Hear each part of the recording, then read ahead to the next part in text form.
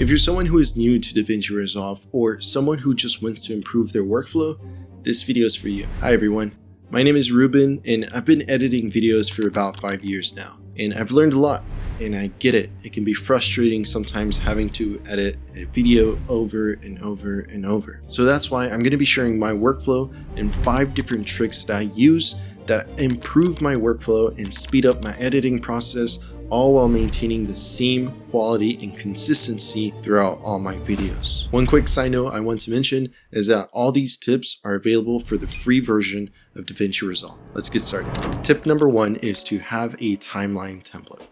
What's a timeline template? Well, if you can see on my screen, this is my timeline template. A timeline template is basically a timeline that you use every single time you create a new video or a new project. So as you can see, I already created a new project and saved this as my timeline template. I added all the tracks that I usually use. I use 8 tracks on my video, and then I use 5 tracks for my sound. I also named these. As you can see, I have my voice, my music, sound effects, and then here I have my motion graphics, and then I have my A-roll as well. And everything is color coordinated, so that way I can just be able to stay organized with my timeline whenever I make my edits. I also have a separate timeline. I have my A-roll timeline, and usually when I edit my A-roll, it can get a bit messy. So when I make all my cuts here, I basically can just put this onto my Final Cut and import it, and it's just going to be a clean timeline. And this again just helps me to be able to maintain a clean timeline and to stay more organized. Here on my media pool, I have all my bins. So I usually use footage and timeline as my bins. Under footage, I can see my A-roll, B-roll, motion graphics, and sound. My timeline is basically just my 2 timelines that I mentioned, so I can go back and forth in case I need to. I also have all my settings changed to what I usually use. I film in 4K, so I have this already set to 4K Ultra HD. So again, everything is basically just changed with the way I'd want it to. And so if I go over here and create a new project, I can just copy this and then paste it. And then once it's pasted here, I can just rename this to whatever project I'm going to do. I'm going to call this Project 7, and I'm going to save that. And now I can just open this and edit it the way I'd want it to by importing my clips, making all the changes I need to. But as far as the foundation of everything, it is set to the way I'd want it to. So I'm just ready to jump in and start editing, not jump in and have to change all my settings. This has saved me so much time, and I highly recommend it for you to just create your own timeline template and then just have that for all your projects in the future. Tip number 2 is to have power bins. Now, power bins is something that you are able to see on the left side here. As you can see, I have a section that is called power bins, master, and then under here I have multiple bins for different motion graphics or effects that I just use. If you notice that you use certain effects or sound effects or motion graphics every single time in your videos, well, you can go ahead and add that to your power bin. Here in my power bin, I have different sound effects and I have my text animation pack here. So I can just go ahead and go and pull one, for example, the glitch. I can just grab that, put that here, and then it is ready to go. If you ever were to create your own animation, all you do to be able to add it to your power bins is first you want to pull up your power bin. So if you don't see it, just in case, go to the 3 dots here in media pool and then make sure this is selected, show power bins. Then go to your master and you can create a new bin. I'm gonna create one just for the sake of this example. And let's say I created this animation, I can just grab this and put it on my bin. Now it is in bin 8, and as you can see, my animation here is on that bin. So for future projects, I can just easily grab this and put it down, and there you go. Tip number 3 is audio syncing. So most of the times I usually film with my camera and I sometimes use the microphone on that. But when I'm not doing that and I'm sitting here in my setup, I prefer using this microphone. So if you do a lot of A-roll shots just like me, you might want to delete the microphone on the camera and just focus and use this right here. How do you do that, and how do you do it fast? Well, here I have my footage on my A-roll. This is the audio from my camera. It's not that good. I don't really like it. I prefer using this right here. So under my sound, I'm going to go ahead and pull this, which is basically recorded off this microphone. And you can already see that this is much louder. I have a lot more to work with than this right here.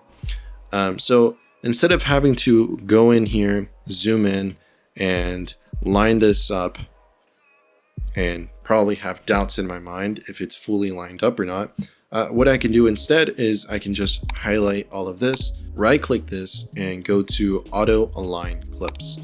Once you click that, make sure you have waveform selected. It's asking how many tracks I have selected. I have 2, so I'm going to sync. Once that's done, it is gonna automatically sync, and I can click off here and I can make sure that this is fully synced, and I'm going to unlink these 2 videos, delete this, and I can easily sync these 2 up. So now I can move this and easily grab them, and they're gonna both stay together. So yeah, audio syncing has definitely saved me so much time, especially the more clips you use, it can be easier and faster to edit. Tip number 4 is to have a saved power grade. So let's say you are finished with editing and you're moving on to color grading your image now.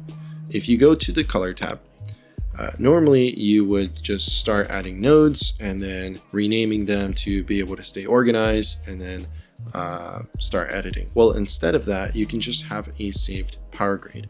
As you can see, I have one right here, and I just grab that and slide it to the right, and there you go. And as you can see, everything is color graded and my node tree is here. Obviously, not everything is perfect. I still have to do my white balance, adjust my exposure, but at least I already have my saved color space transformation, my dehancer plugin, and I also have my LUT, which is the personal LUT that I like using.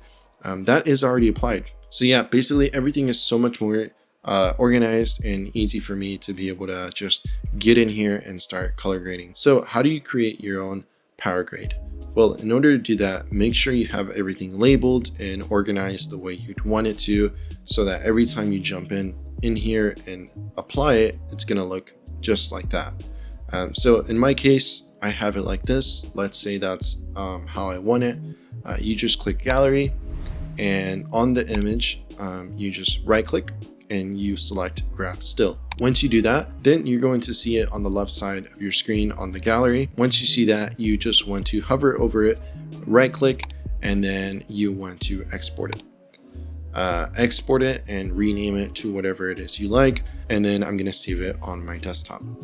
I am then going to see it on my desktop, and it's going to be under a DRX file, and you can just slide that in to your project. Move this over so you guys can kind of see it being applied. And there you go. You have your own node tree and everything as you like and applied. And so if you don't want to import it every single time you create a new project, basically you can just import it once to your timeline template, and that way you don't have to do this every single time on a new project. So make sure it's just on your timeline template, and it's going to show up just like it's showing up on mine, my timeline template. And then that way, whenever you create a new project from your timeline template, it's always going to be there. And finally, tip number 5 is to have your own export settings preset. This is very important and crucial if you want consistency and want to export things the same exact way every single time, and it saves you a lot of time. So if you don't have this, make sure you go ahead and do this. So the way to do it is basically you just change all your export settings to your liking. These are mine right here. Once you have everything ready, just click the 3 dots on the left side and then save as new preset. You can name this to whatever you like and then save it to whatever icon you want. Once you save it, it's going to appear here on the left. And so there you have it. These are my 5 tricks that I use for DaVinci. If you're new or just wanting to improve your workflow, I'm hoping that these tips helped. they have definitely helped me, and I've been able to finish my projects so much faster, and it's helped me to be able to just stay organized. And the more organized it is, and the more I use it consistently with all these templates and bins, it just looks familiar to me. And the more familiar it is, the easier it is. But all of this is things that we can just save and consistently use on every single project without having to forget it. And it's just something that becomes second nature for us. If you like this video, please make sure you give it a thumbs up. And if you like tips just like these that I shared today, make sure you sign up for my newsletter. I'm going to be giving away soon a YouTube starter kit that it's going to include a YouTube plan for you to be able to grow your presence online if you're starting out on YouTube or are under 1,000 subscribers. And I'm also going to include in there a cinematic LUT for you to be able to use in case you don't have one, and also a couple basic animations. So if you want to grab that, make sure you sign up on my newsletter and stay up to date on that. I'm going to be releasing it very, very soon. But that's pretty much it. If you guys have any questions about anything that I mentioned on this video, please make sure you ask those questions down below, and I'll get to you as soon as possible on that. And I'll catch you guys next time.